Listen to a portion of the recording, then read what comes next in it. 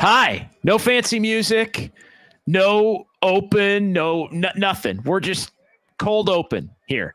Dubs OT with JD, and we're starting fast because it's a Tuesday night, and I'm in the home studio, not in Phoenix, and we've got the all-star trio here. It's Greg Silver, it's Kyle Haar, and it's a big Warriors win as they get the job done over the Phoenix Suns down in the Valley. Wow, a dismantling.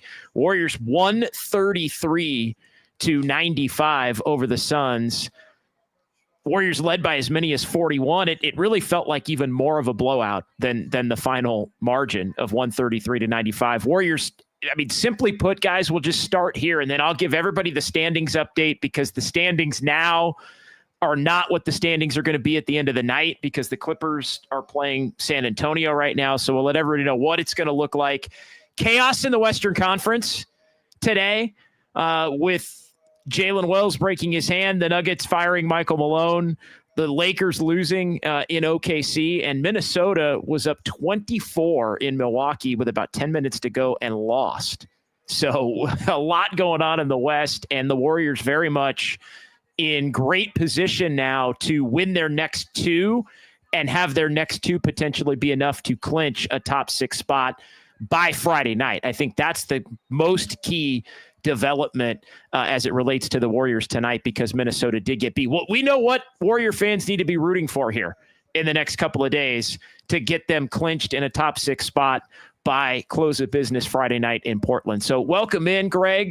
Good to be with you. I know we both have the quick turnaround as I'm going to be on the morning show tomorrow. Murph and Marcus, you do the show with Greg Papa every day. So let's just get it rolling. I mean, the Warriors, they handle business. The Suns are cooked. The moment Kevin Durant went down, I know I've told Kyle a couple of times, I was on with you guys as I was about to board the plane to head back from Miami. And at that point, the Suns were playing quality enough basketball to think that maybe they could eke into the play-in tournament and maybe win a couple of games against Sacramento and whoever falls among that other group. But Durant went down, I think, that night or the next night, and the Suns haven't won a single game since. They are done. I mean, beyond done. Durant not back in this one. Horrendous defense, but the Warriors, tonight, I think, given how bad the Suns played, Greg, was could have played with their food night. I hate that term. I hate that term, but the Warriors didn't do it coming off the loss to the Rockets. I mean, hadn't won there since Christmas of 2021. So it had been a little bit of a house of horrors down in the Valley for the Warriors. But as far as this game goes, they did what they had to do, and you watch the chaos around you and hope it benefits you. And now the Warriors have an opportunity to do that.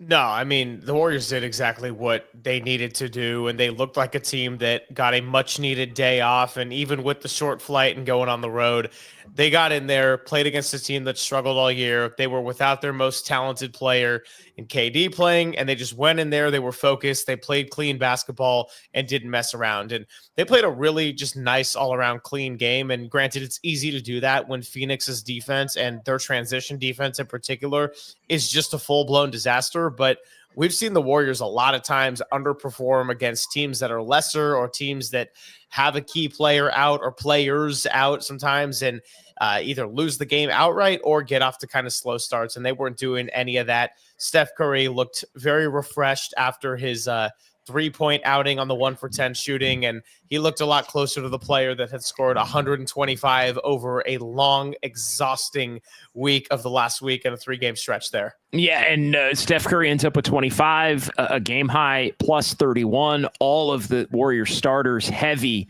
in the plus department. And Kyle, this is how locked in the Warriors were in this game. 37-24 after one. They won all 4 quarters of this game. They won the first quarter 37-24. They won the second quarter by 13 as well, 32-19 to be up 26 at halftime. They win the third quarter 26-18, and even with an entire quarter of mop-up duty for some guys that don't get an opportunity to play. As we were about to go on here, Greg, before you jumped in, Kyle, Greg, we're both watching in our home studio. Greg says, who's number 12? And I go, I think that's Gillespie. And he goes, no, for the Warriors.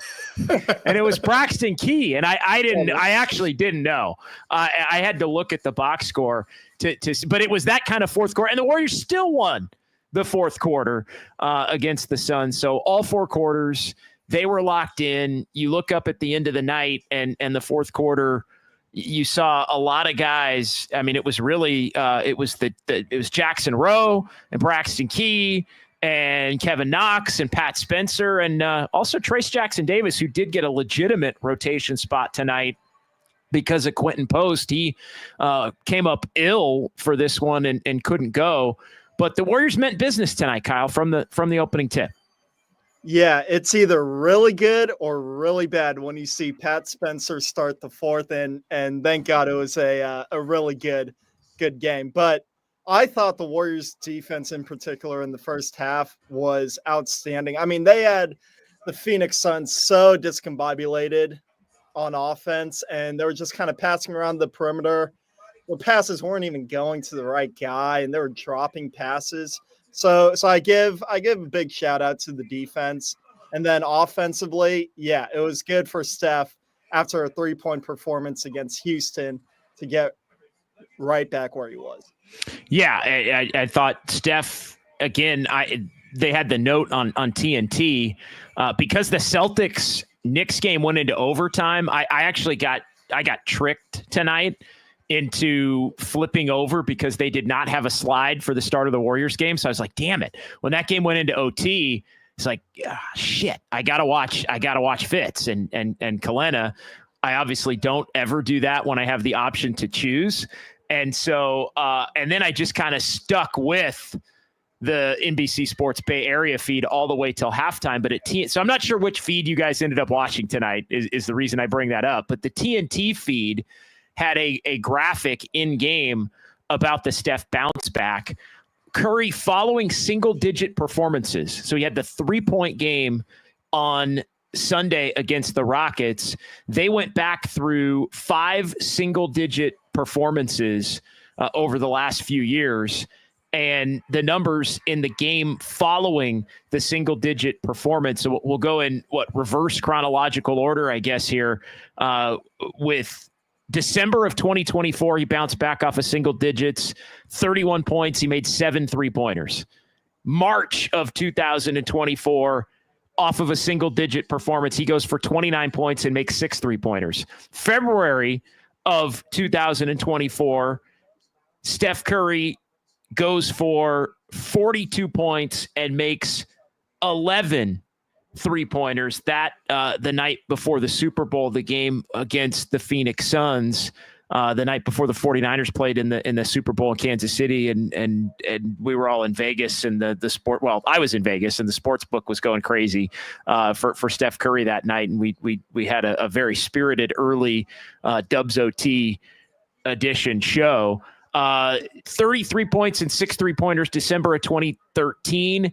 And then March 14th of 2022, off of a single-digit performance, 47 points, 7 of 14 from 3. So when Steph has a bad game, when Steph has a single-digit game, he ends up bouncing back in a big-time way. And you look up tonight, and he winds up with 25 and hits 3 of 9 from 3-point range, but plus 31, controlling the game, and again setting the tone that Sunday was going to be the outlier and not the norm.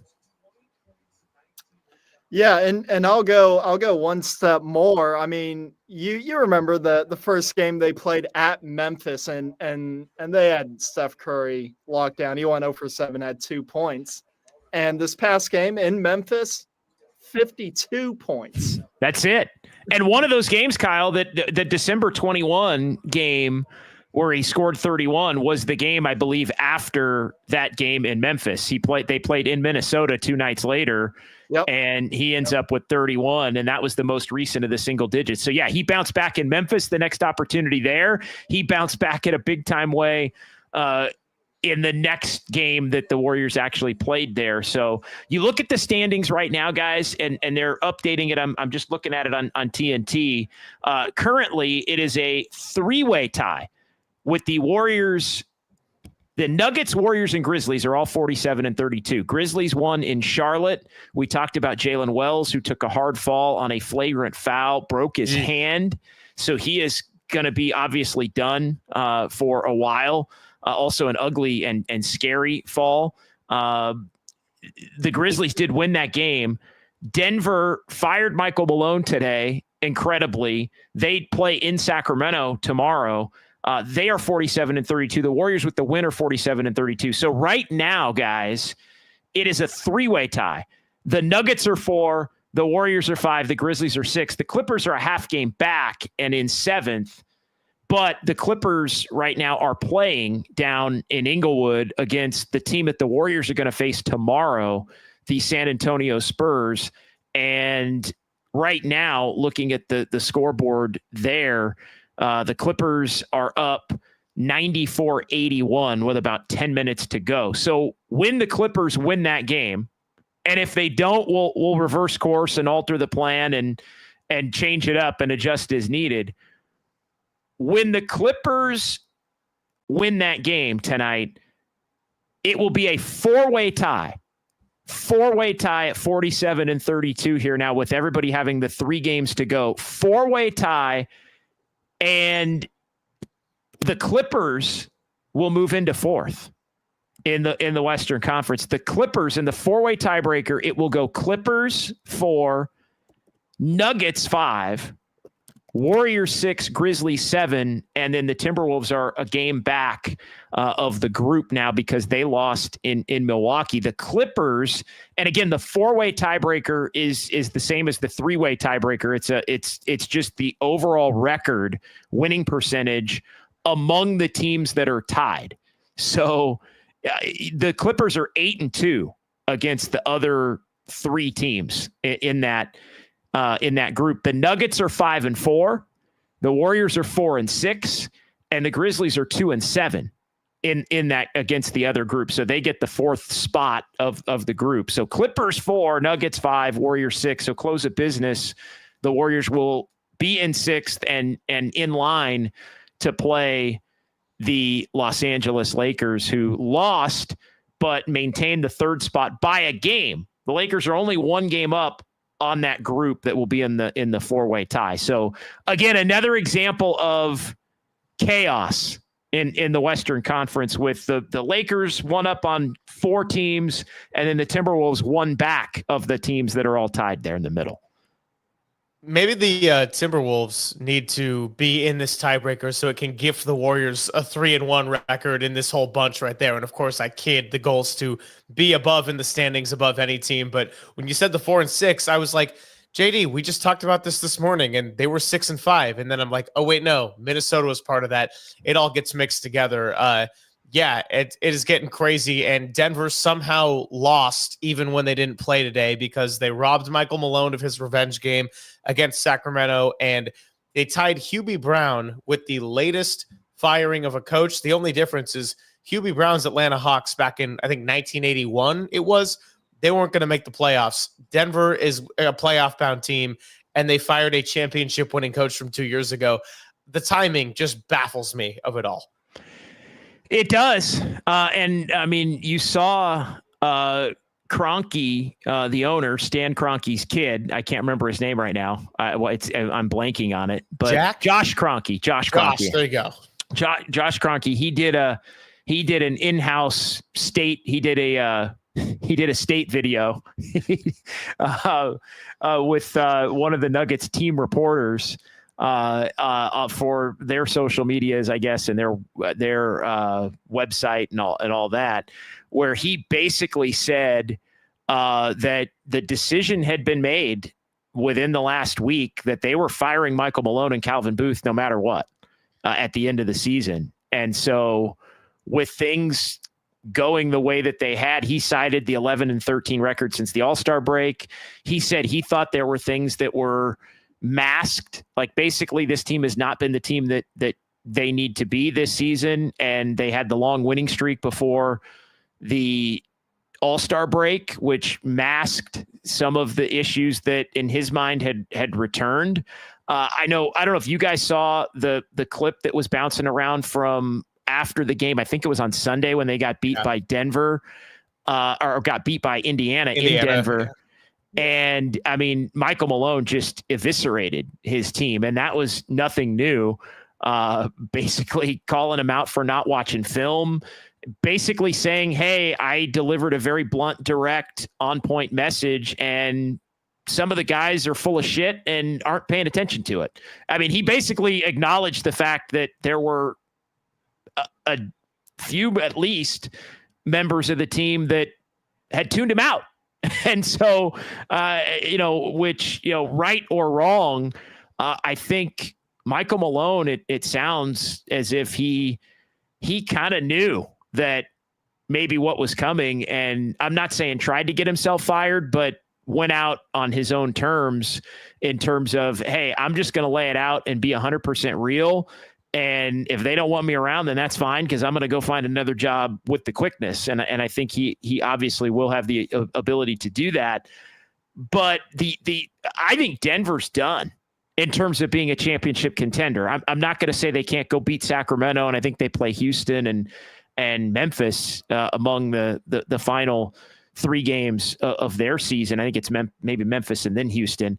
But Michael Malone is an excellent coach. And, David Adelman, the son of Rick Adelman, is, a highly thought of assistant that I do think was going to get some head coaching interviews. He had some head coaching interviews even last year.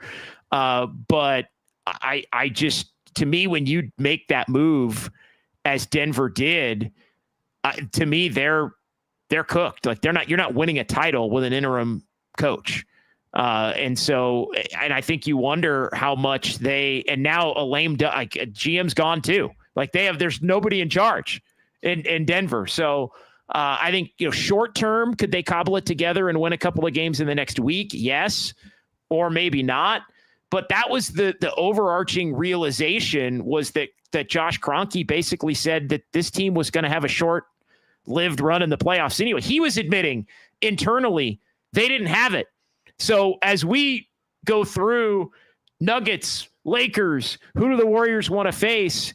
Internally, the Nuggets already believe that they had no shot at really winning more than maybe a round.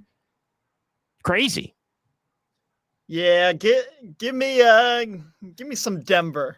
But no, it is crazy. I still don't get it. I mean, yeah, there had to be something internally. But I mean, yeah, I would say Michael Malone's probably top 5 coach in the league. I'm trying to get there. Like Kerr's up there, Popovich is up there. Spoelstra, yeah. Spoelstra. Ty Lue is pretty good. I mean, I mean, it becomes semantics in a debate at a certain point when you go down the list. But no, I'm with you, Kyle. It's like Michael Malone. I think before the championship, I was super fond of him as a coach and what he did with Denver. And I cited the bubble when they had the back-to-back 3-1 comebacks. And I know that was a different kind of environment. And there was a lot made of the Clippers and how they didn't want to be in the bubble and everything. I don't care about any of that. The bottom line is when Denver started to get good and become for real, and a lot of that had to do with Jokic, but Michael Malone and what he did with his team with really one star and a second guy who elevated in big moments in Jamal Murray. I mean, he was just one of the best in the NBA. There's no doubt about it. Right. And he was the guy that developed Jokic into Jokic. Only coach Jokic has had in his NBA career is Michael Malone. And championship winning coach. He is one of the most blunt head coaches maybe in NBA history, honestly, in terms of his public assessment of his team and their play. And he did it right up until the final game that he coached on Sunday when they got beat at home by Indiana. So we'll see what the Nuggets ultimately have in play here. But I think as you look at just tonight, Luka Doncic got kicked out in Oklahoma City. The Thunder and Lakers were in a battle back and forth, and he got kicked out, and then OKC ended up taken control of the game down the stretch there. So the Lakers lose. We're having the debate about Lakers or Nuggets. Warriors are going to be likely in this 4-way tie because Minnesota was up 24 tonight in Milwaukee. Milwaukee's playing without Damian Lillard. Bobby Portis is back, making an impact for the Bucks as they rallied. It was a 34-3 run from down 24 to at one point up 7, and Minnesota loses to Milwaukee tonight, 110-103, the final in Milwaukee. That is just a crushing defeat for Minnesota, and that's a big one for the Warriors, guys. And I'll tell you why. A big part of the discussion coming into the week is, can the Warriors clinch the top 6 by Friday, basically with only winning, or only by going 3-1, can the Warriors clinch the top 6? But I think you want to get tonight, which the Warriors have tomorrow against the Spurs, who are going to be on the second of a back-to-back, and then the game in Portland on Friday. Can you clinch it if you get those 3? And the answer now is yes. And all the Warriors need now to be able to clinch a top spot, a Memphis loss, would be actually no, it would be Memphis to win against Minnesota. Oh, because they play each other, right? Because they play each other, and that would be the second loss for Minnesota, and that would mean that the Warriors would be in position where they would be in the top 6 at that point. Even if the Clippers and Nuggets are ahead of them, they would be in the top 6, because that would be the 4-5 spots, and the Warriors would be in the top 6. Minnesota would definitely be. There's no way Minnesota could finish ahead of the Warriors at that point, and Memphis could only at that point tie the Warriors. So it would be a position where the Warriors would have the tiebreaker, obviously, at that point, and so the Warriors could clinch and get in at that point. So some good news on that front, because the Warriors needed the Memphis-Minnesota loser to lose a second game. And now you kind of know who to root for basically in that game when those two teams play each other.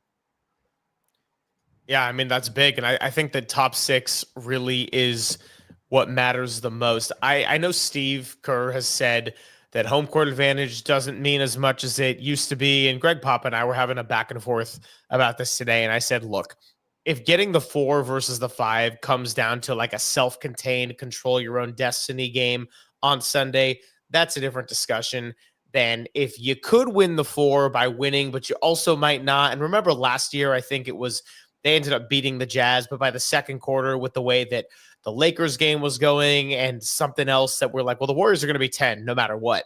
And so if they can control their own destiny to get home court advantage, that's one thing.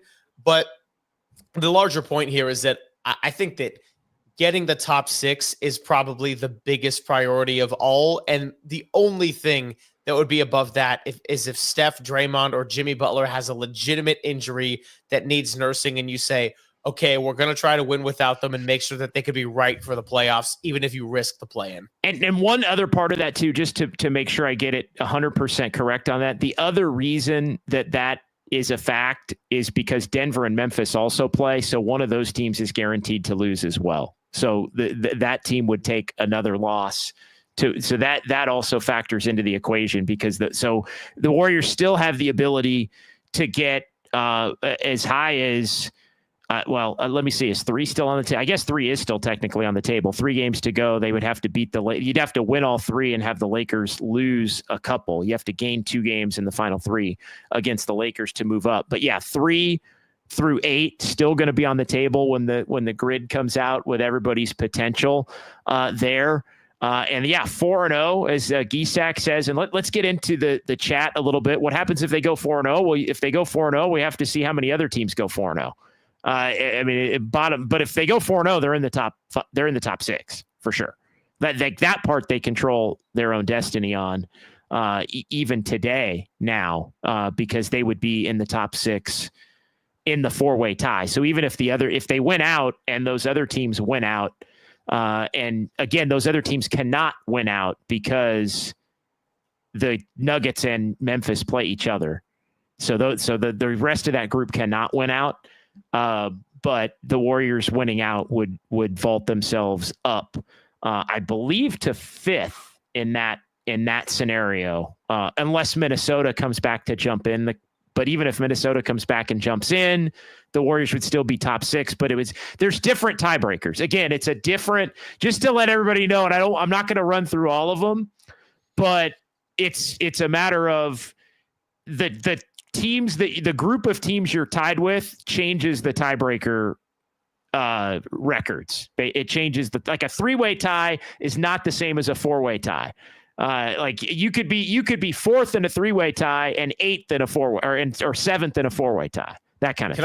Can I just say that by the way, the fact that we're going deep into the hole of different tiebreakers and scenarios also says how little there was to talk about from this game. Like after 12 minutes, I mean, it was nothing. There was nothing to talk about. I felt bad for the TNT broadcasters because by like the third quarter, they're like, yep, the Phoenix Suns just give up a wide open lane for the Jimmy Butler dunk. And that's just been the story of this game. And the story of Phoenix's season, basically. I mean, it was ugly.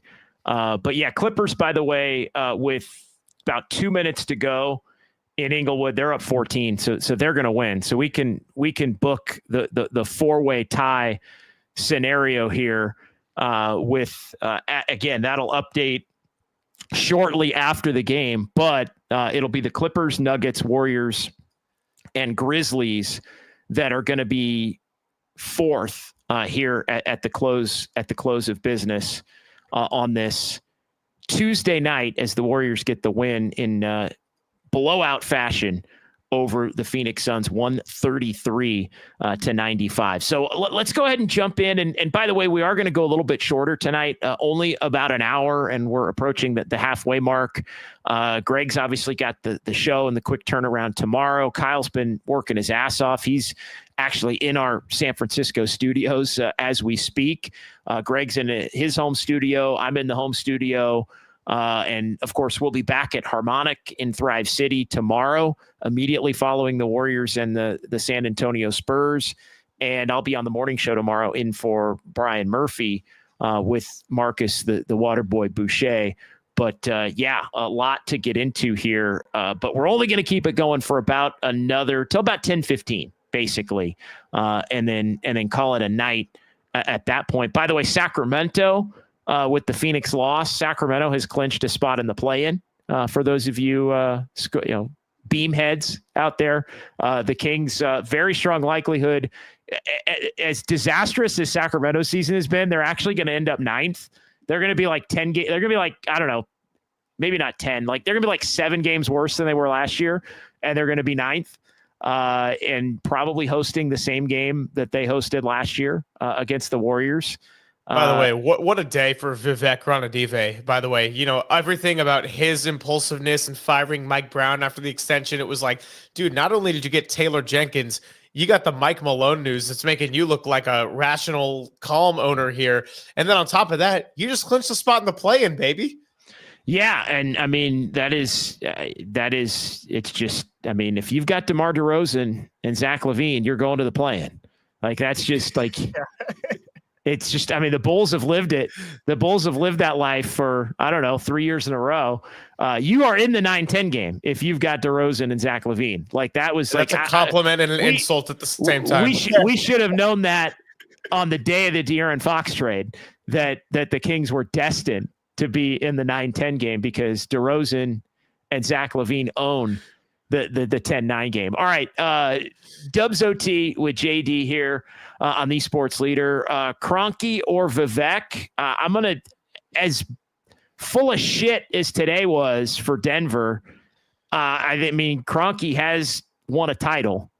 But yeah, I don't know what the hell they're doing. Again, I think it is. He's been there 10 years. So I get that it kind of, there's a shelf life to, I think, especially the way that he ended up, just flaming his team with regularity.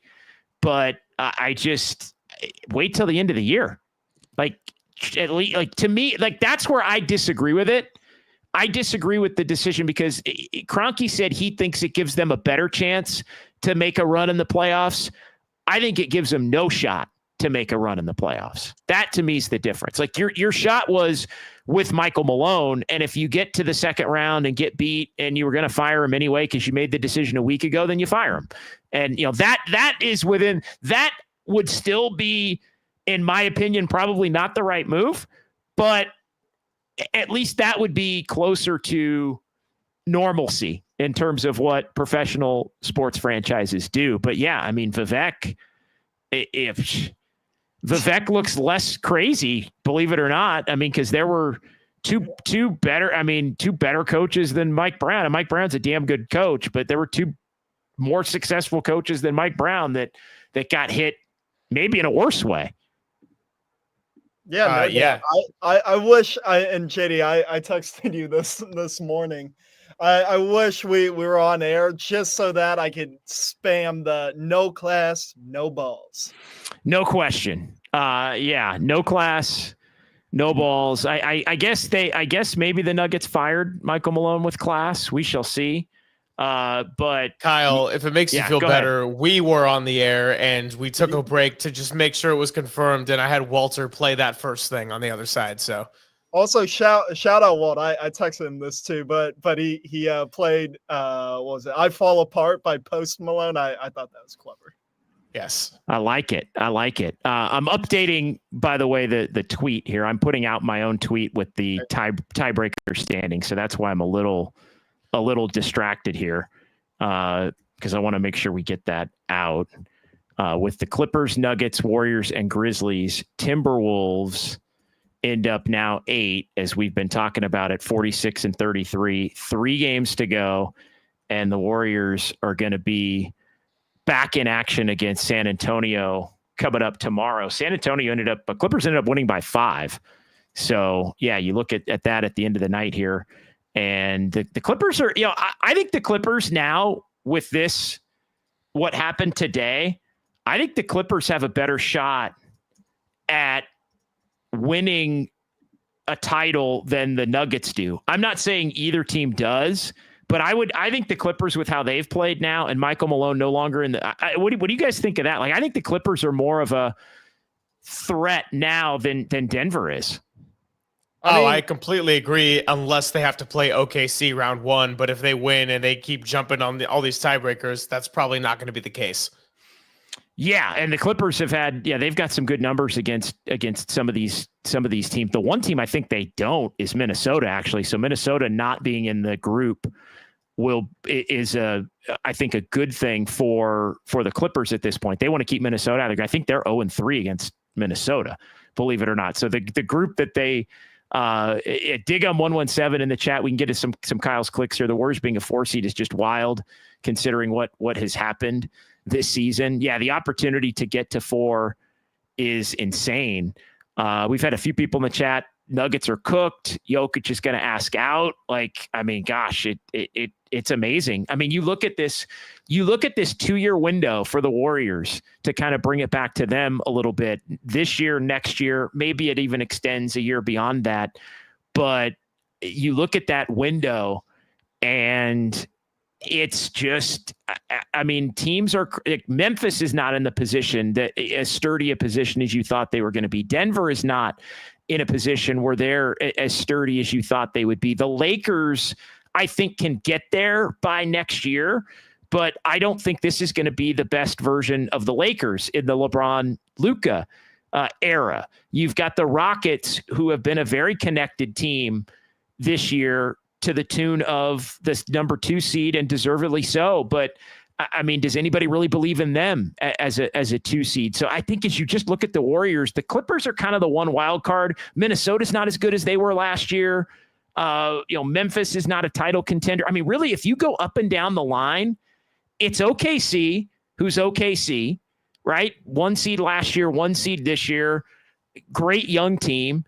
And I think the Clippers are kind of the wild card team that's playing better as the season goes on and seemingly getting healthier as the season goes on.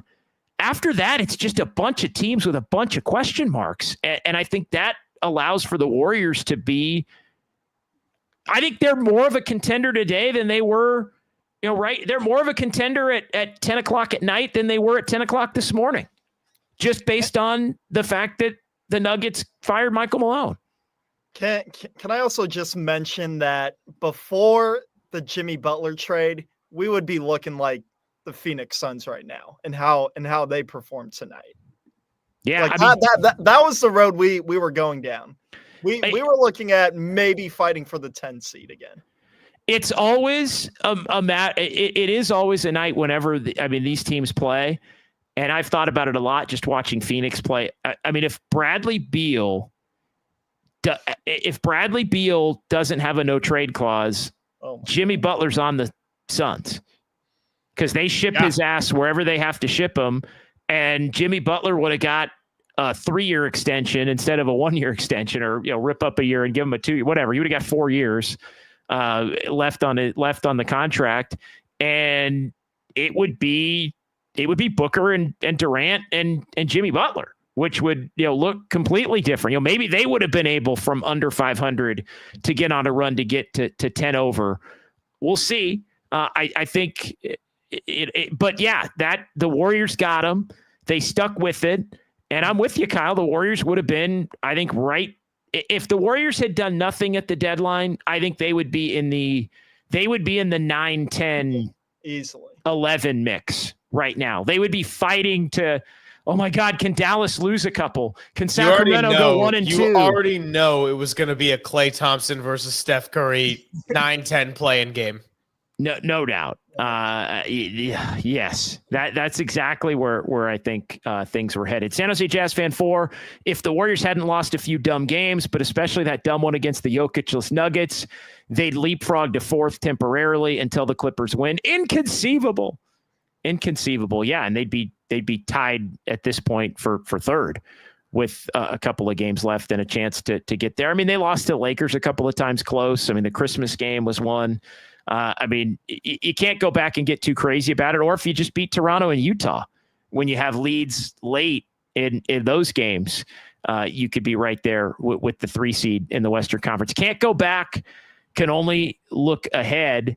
And the Warriors have 3 games to go. And I think all things considered, as Diggum 117 had pointed out, I mean, the fact that the Warriors are even in this position, fragile as it is, still have to win tomorrow, still have to win against Portland, and then may end up, depending upon how things shake out. Again, they do still need help to be able to clinch by Friday. It's not a control your own destiny, but it's on the table now. Depending upon what happens in the Denver-Memphis game and the Memphis-Minnesota game. Memphis and Minnesota is Thursday. I think Denver and Memphis is Friday in Denver. So we'll see how that ultimately shakes out. But yeah, Clippers win is official. So the Clippers move into 4th as we've been talking about here throughout the course of the show. Let's continue on in the chat here. We appreciate everybody watching on YouTube and Twitch. Rebel to Sounds, these back-to-back home and away games are crazy. Yeah, I mean, Greg, I feel like the NBA with the schedule, I won't get on the long diatribe on it, but they have all these days off that all these days they only want to have 2 games, and all these days where you don't want to play here and you got to take this day off, and you're not going to play Election Day, and you're going to not play the Christmas Eve, and it just like they do all these random things. The the in-season tournament leads to some weird gaps. And then I think they get to about the middle of March or the final week of March, and they just cram everything in. Like they just, all right, who's got to go where? And they just cram it in. And it's every other day, and it's back-to-backs, and it's very few 2-day off stretches. The Warriors were done with those after the Miami clip for the final 2.5 weeks of the season. And again, I would say it's unfair and teams have a right to complain about it and it's bad for the product, but the league does this intentionally. They do not have to do this. They do not have to do it the way that they do it. They choose to do it this way. And then they wonder why you get some of these games where teams basically are choosing to punt in situations where seeding or even making the playoffs versus making the play-in are on the line. When I was growing up, I felt like I didn't think about it that much, and I was really enjoying it because March Madness would come around, and then I'd be like, okay, let's go. It's close to the NBA playoffs. Oh, there's basketball on like every other day. This is amazing. Oh, the Warriors are playing all the time. Wow, and they're getting good. And then last year, when I was working Dubs OT with you, that's when it really hit, where I was like, bro, what in the world is the last 6 weeks of this schedule? Like, there were no more 2 days of rest in between games. Granted, I understand there was some rescheduling due to when Coach Decky had passed away and they had to do some rescheduling. So that obviously was a much bigger than basketball issue. But even so, take away those few games that had to get shuffled around. I mean, it was just nonstop every other day and sometimes 3 and 4 days. I'm with you. I mean, I don't want to go too deep into the rant either, but last year I felt it big time. Yeah, it's ridiculous. And again, if you care a little less about the longer gaps and the certain days where you only have a couple of days off, if you just go every other day and don't have to have TV exclusivity on some of these, because a lot of it is only want 2 games on TV the whole day. So you only schedule 2 games the whole day on a lot of these Tuesdays and Thursdays. And we'll see what the new TV deal, if that changes things, and the new streaming deal, if it changes things. But then it creates all these weird things that have to be basically made up later. And I think it forces teams into some tough decisions as the season draws to a close. And, every night for all of these teams, and we've seen Denver rest Jokic and Murray. Murray's been legitimately hurt. There was a debate today, Lakers and OKC, with the Lakers punt. Now, they ended up losing, but they played their regulars. You've got the Clippers did not play Kawhi Leonard tonight because they're saving him for the second of a back-to-back. They play Houston tomorrow at Inglewood at Intuit Dome. So they played without Kawhi tonight. You've had the Warriors, not recently, but I mean recently as what? I'm sorry, when was the last game? The Milwaukee game, I guess. So the Warriors haven't done it in a while, where they've just given somebody a night off. Now Curry missed a couple of games due to legitimate injury, but they've had the decision to make. Like, it was a big topic of discussion last week with the Warriors punt on the Denver game, with the Warriors punt on the Rockets game after they won the Denver game. Like, that was all on the table. And so we've seen these teams try to stay fresh the best possible ways that they can, while also continuing to attempt to, remain competitive and fight for seeding. It's so much more fragile, and yet you're making it much more difficult. And it would be so easy to just spread the games out a little bit more over the year. And, maybe a team doesn't need a 3-day break multiple times a year. Maybe that could in Miami. Maybe that could just be maybe that could just be you're playing every other, and then you don't have what you had Thursday and Friday, tonight and tomorrow, and even Friday, Sunday. Like, they want everybody to play Sunday, so nobody plays Saturday. I don't know if you've noticed that there are no games Saturday. Like, except for like the ESPN ABC night games. No, there are no games this Saturday. Like the Saturday before. There are no games this Saturday because they want everybody to play Sunday, but then they don't want anybody to have to play a back-to-back on the last day because the games on the last day are all day games. So they play all the Eastern games are 10 a.m. Pacific, 1 p.m. Eastern. All the West games are 3:30 Eastern, 12:30 Pacific, because they want to have that soccer style. Nobody can see what the other team is doing. Scramble to the finish. But MLB does that now. The NFL does that in week 18. They schedule games where teams have, they impact each other in the standings. They put them at the same time, whether it's 10 o'clock or 1:25. So all of the sports do it. But because they're all afternoon games, they don't want to have a back-to-back, obviously. So basically the last couple of years, nobody plays the Saturday before the end of the regular season. So it's led to this. It's led to some incongruent schedules here, fellas. All right, I went on the long diatribe. Let's get to some Irwin Kwong. All right, Draymond putting up highlight reels for DPOY with continued stellar defensive performances. Yeah, I mean, you think he's going to get it? You guys think Draymond gets DPOY?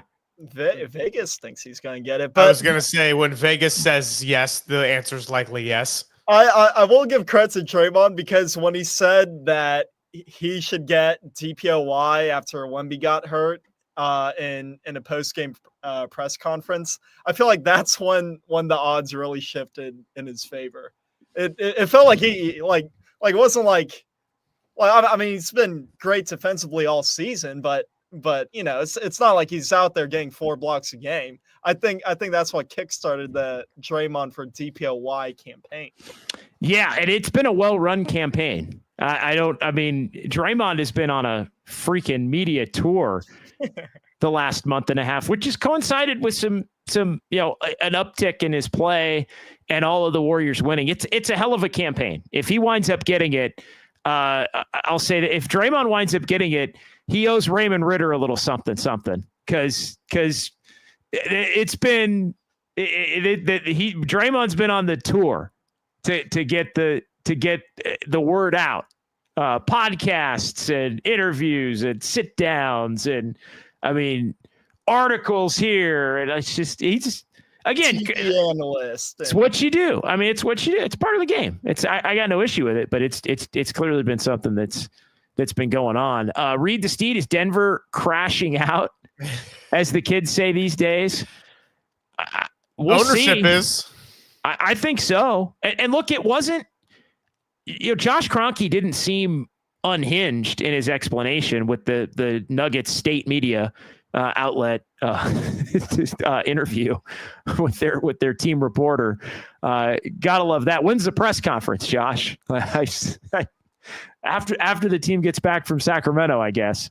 But yeah, it didn't seem unhinged. It did. I watched the 3-minute little video that was put out where he addressed the thought process and all of that. As far as state team media interviews go, I do think he at least hit on the baseline questions that you would want to have answered in a press release. I'll give him that. But just wait till the end of the year. I don't. Again, I'll come on. Guys, I'll come on and admit I was wrong. But Denver. I think Denver's got no shot at making a deep run now. And again, that's no disrespect to David Adelman, who I do think is a person that is going to be an NBA head coach. He was going to get interviews for jobs, and already had interviews for jobs. And his dad was one of the great coaches of all time, in Rick Adelman. So he's an impressive coach. That again will have his opportunity down the line. I think David Adelman's a hell of a lot more impressive in my mind than like Doug Christie, for example. Although again, say what you want, but even Sacramento's been slightly better than they were. That's even with the trade that they made, they've been slightly better than they were. So, who knows? You never truly do know. East Oakland Zay, I begged for a trade, and this team gave me one. We are going to the Western Conference Finals. At least, you heard it here first. Western Conference Finals odds, fellas. It's all about matchups. I'm sorry. I hate to give that answer. Well, what matchup do you not like now? Do you like the Nuggets matchup more? I think today puts the Nuggets. Yeah. Today puts the Nuggets as a more favorable matchup than the Lakers. We've debated that, and I've gone back and forth on it for 2 freaking months. It's final answer. Nuggets are the better matchup. If Jamal Murray plays post hamstring, I still think that is brutal for the Warriors. I think it's a much better matchup than it was 12 hours ago. If Jamal Murray plays, let's just be clear, the Warriors, since Jamal Murray's ACL tear, which happened against Golden State, they have not beat a Nuggets team with both Murray and Jokic out on the court together. So I'm just going to pump the brakes on that one a little bit. If Jamal Murray is not playing and Michael Malone is off, then yes, you take that Nuggets matchup over the Lakers or really anybody else. I'll say this, by the way, not that you want to get in the play-in, and it's seeming increasingly likely that Houston is going to be number 2. Houston's a good team. I'm not here to disrespect them. They haven't proved it yet. Ime's a great coach. If that's your 2-7 matchup, that's a tough out for the Rockets. That's also that's a tough out for the Warriors. That's also a tough out for the Rockets. It is, and I think that, look, the Rockets are still, to their credit, I'm going to give them credit here. They've remained pretty steady in that they want to just see what they've got. Sure. for this year. I think they know, like, they were 11, I think, last year. I think they were 11 last year and are 2 this year. It's interesting. Last year, OKC was 1. OKC was 10 the year before they were 1. You've seen these leaps. Dallas was 12. And then a couple of years ago, remember, they tanked at the end, got fined for it. They went from 12 all the way up to 4 or 5, and then made the finals. So yeah, and then made the finals there. So and even going back, if you want to go back even 3 years, Sacramento, I think, was 12 and made it all the way up to 3, and then they were back down closer to 9, 10, since then. But we've seen these leaps. I give the Rockets credit, though. They've got a young core, and they wanted to see how far this young core could go. I think they know they have to do something, but they didn't want to mess it up in the middle of the year. They're kind of staying true to their core and their room and what they've got. And so, I think it's going to be tough for them to beat anybody in a playoff series. I really do. Like, if they play Minnesota, I think it'd be tough. I think if they play, I feel like the only team I would pick them to beat is Memphis. But even Memphis, you could make the case, has got some more playoff experience. Certainly collectively, if you look at Ja and Bane and Jaren Jackson Jr., collectively, those guys have more experience. Now, the Rockets have some players with some playoff experience, Van Vliet and Brooks and Steven Adams, a bench player for them. So they've got some guys with some experience, but collectively, obviously, they have none, and their young players really have none. Well, I want to say this on the Lakers too, because the Rockets, I agree with you. They're a good team. I'm not trying to disrespect them. The point is what you just said. They're still inexperienced no matter what, and this is a really packed conference. As far as the Lakers, we saw that with Luka Doncic there and Anthony Davis gone, just for the sake of matching up with the Warriors in the present day, it is a much more favorable scenario than it was when Anthony Davis was there and healthy in a Lakers uniform.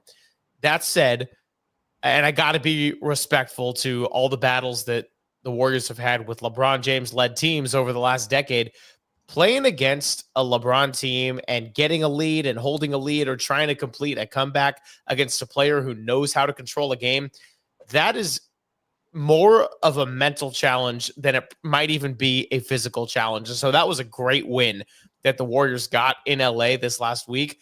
To do that 4 out of 7 times, that's going to tire you out if you're able to accomplish that. Like, I just don't want to underestimate that aspect of it either. No, you definitely don't want to underestimate that. Kyle, what do you think? Just on who on the Rockets, man. Just Rockets. I don't trust them. I mean, when OKC was a 1 seed, they got bounced early, and I thought a lot of that had to do with their lack of playoff experience. So I mean, I don't trust the Rockets.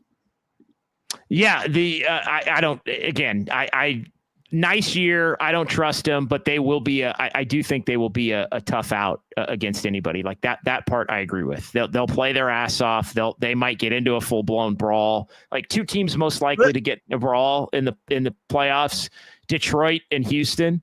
Right? Can we all agree on that? Yeah, John Morant's a bit of a wild card himself too, but I'd say Detroit, Houston. Yeah, Detroit and not together. Obviously, they'd have to make it to the finals. That's not happening, but that'd be insane.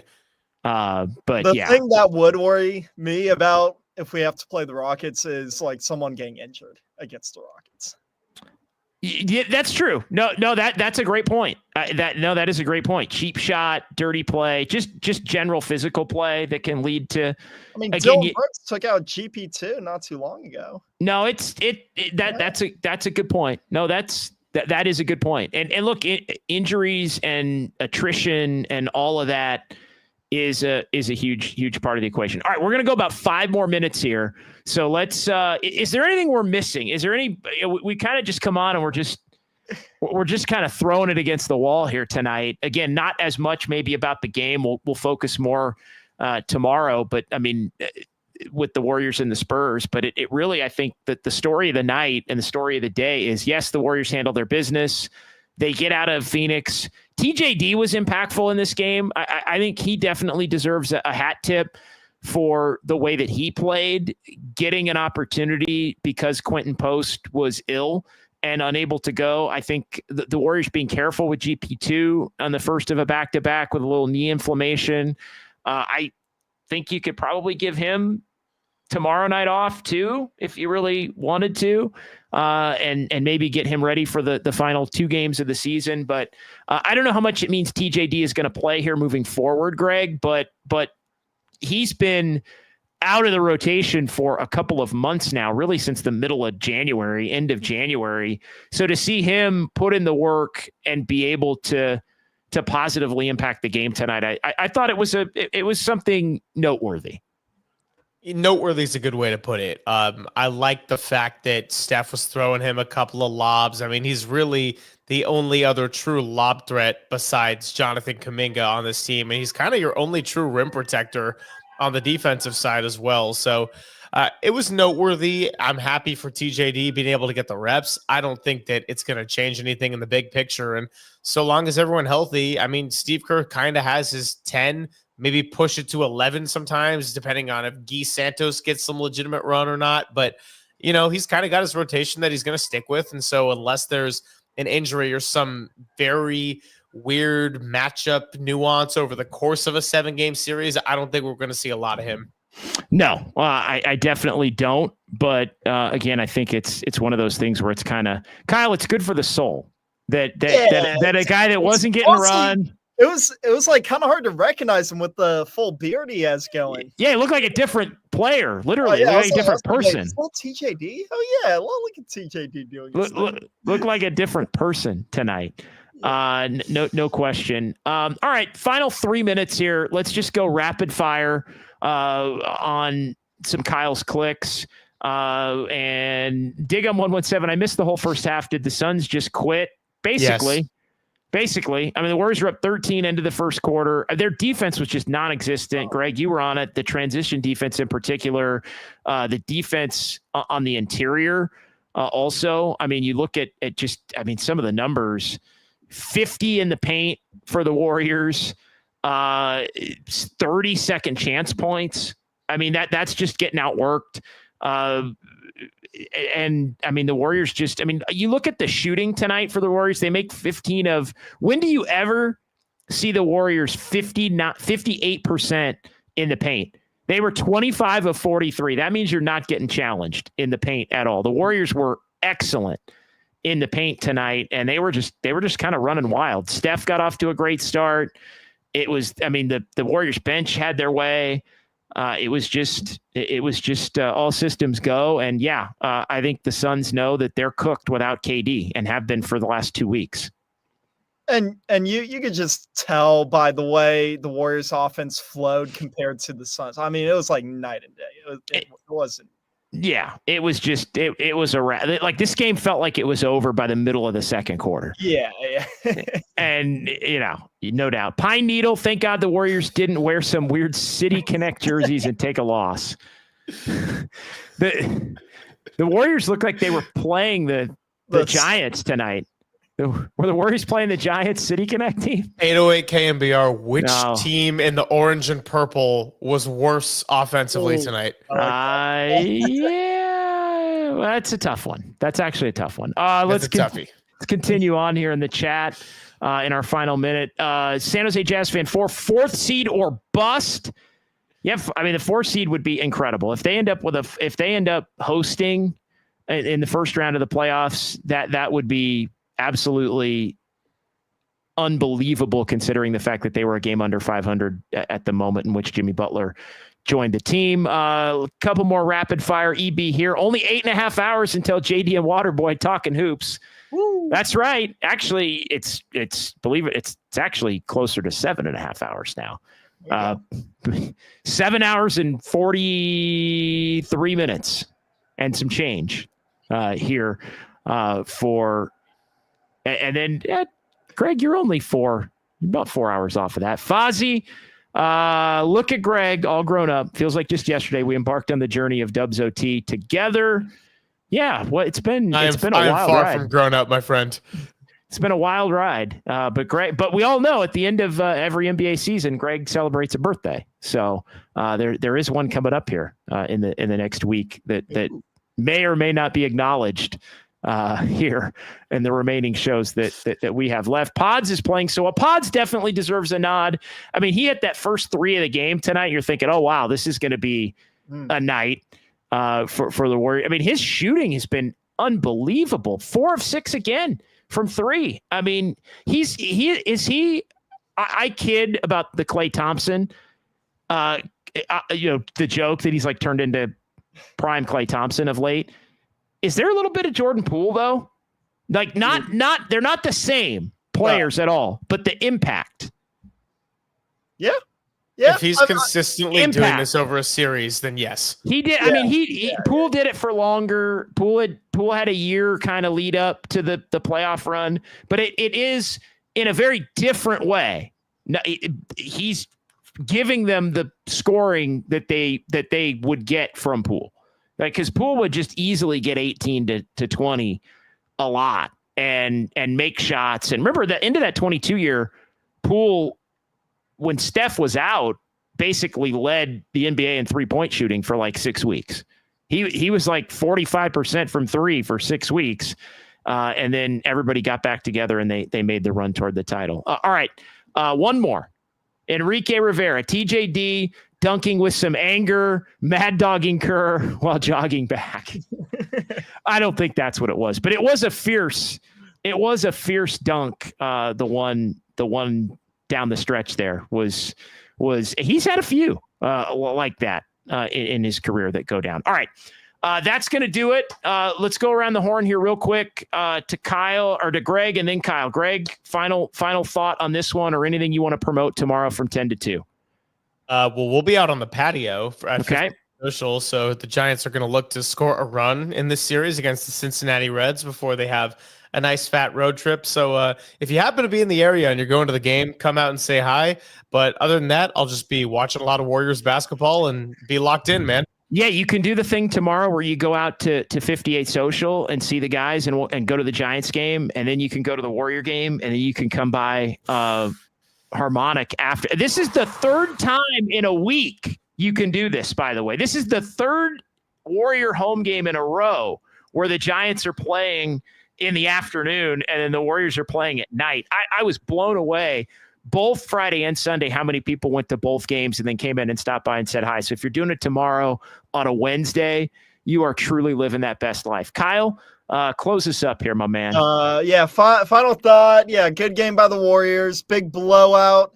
And I'm still, Kyle Chung wasn't in studio today, but, he's still somewhere running around getting his plus 30.